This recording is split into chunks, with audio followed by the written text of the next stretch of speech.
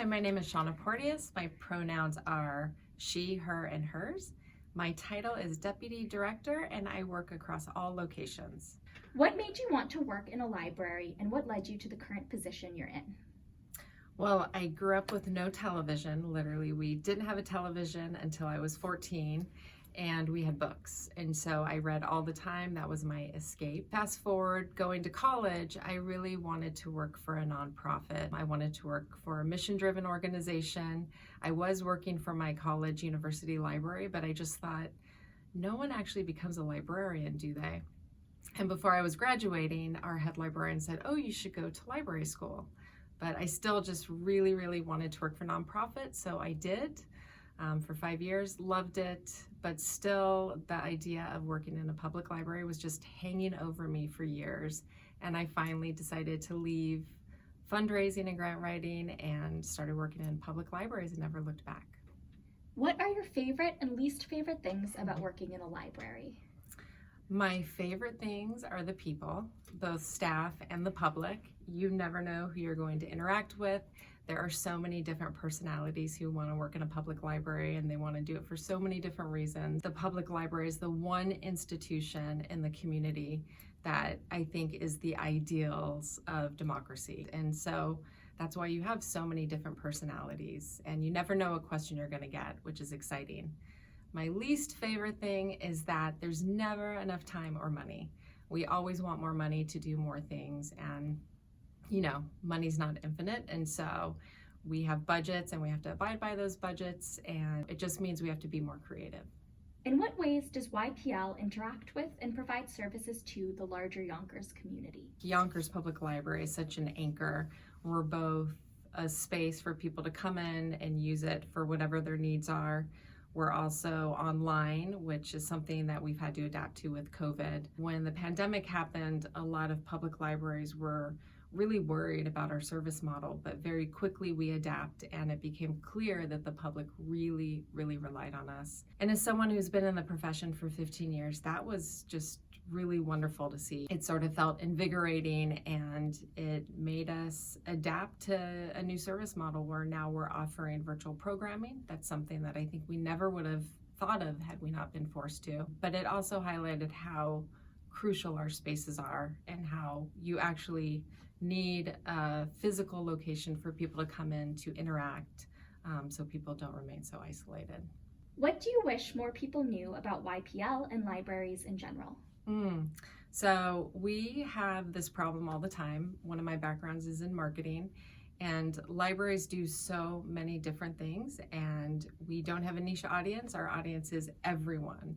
And so it's just very hard to promote everything that we do. We always want to market more, and every day I think at least one person comes up to me and says, I didn't know you did that.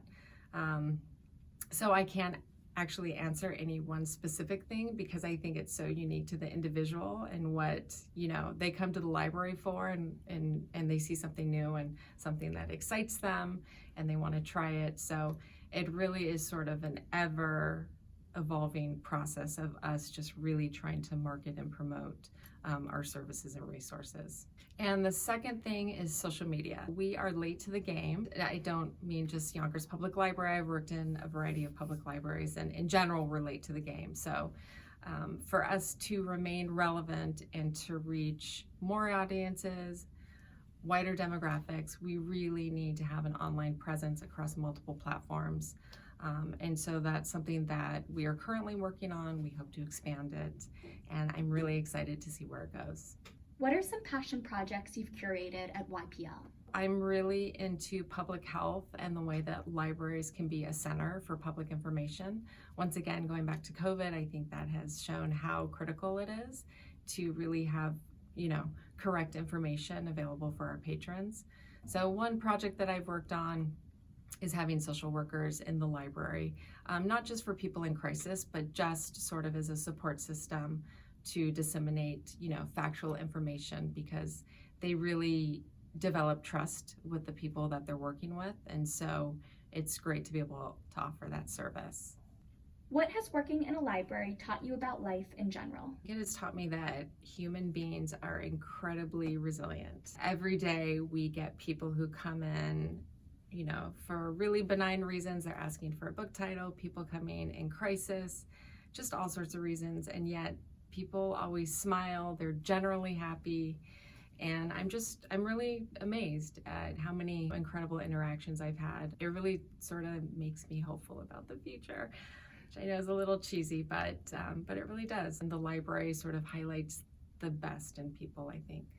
What are your hopes for YPL in the future? One of the things is just overall expanding our service and our resources to the community. Part of that is, more physical locations. Yonkers is an amazing city. It's beautiful, but we only have 3 locations. And so we have incredible gaps in different neighborhoods and sections of the city. In order for us to really be able to serve the community, we need more location. What has it been like working with an intern? I know you're asking me this question, and so I'm supposed to say it's been wonderful, but it's actually been wonderful. So I'm not lying and I'm not performing.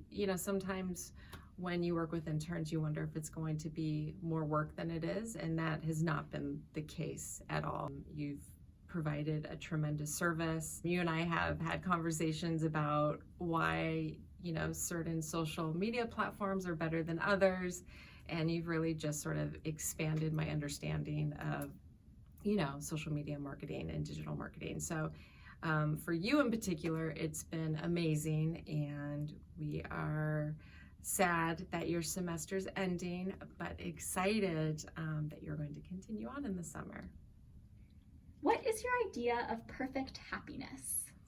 It would be an amazing homemade dinner with all of my favorite people, friends and family, including people who have passed. What or who is the greatest love of your life? I know this is probably such a cliche, but it is my wife, Maria. We got together in college, and we both joked that we were like, this will be a year. Fast forward 20 years and 3 different ceremonies because, gay marriage wasn't legal. And so we were first civil serviced. We had what we call our unlawful wedding in California. And then we had a legal ceremony. So we also joke that we have gone to say yes 3 different times, which I think a lot of people don't get to do that. But the reason she's so amazing is she always puts herself in the most uncomfortable positions. And I really admire that. She makes me want to be a braver person. If you were to die and come back as a person or thing, what would it be? So I would come back as an interstate because I love traveling, and I've lived in a variety of cities and states across the country. And Yonkers really does feel like home, and yet the idea of being stationary for the rest of my life, I'm already thinking about when I retire, I'll live in New Mexico or Mendocino, or I just really would love to experience every state. So an interstate, so I would be able to touch everywhere. Who are your favorite writers? That's like a really, really hard question. I really read mainly fiction. I wish I read nonfiction. I don't. I love magazine articles. But I would say my all-time favorite, hands down, author is Toni Morrison. I think she's just an incredible legend, and I feel really grateful that I was alive during the same time she was alive. Other writers are William Faulkner, Michael Chabon, Louise Erdrich. These are all fiction writers. Tana French, Kate Atkinson, and Cormac McCarthy. So I really, really do love Americana literature. I think I have one Brit on there, but in general, I really just gravitate towards authors who sort of center the United States and sort of put historical, events into perspective. Sorry. Amazing. Thank you so much.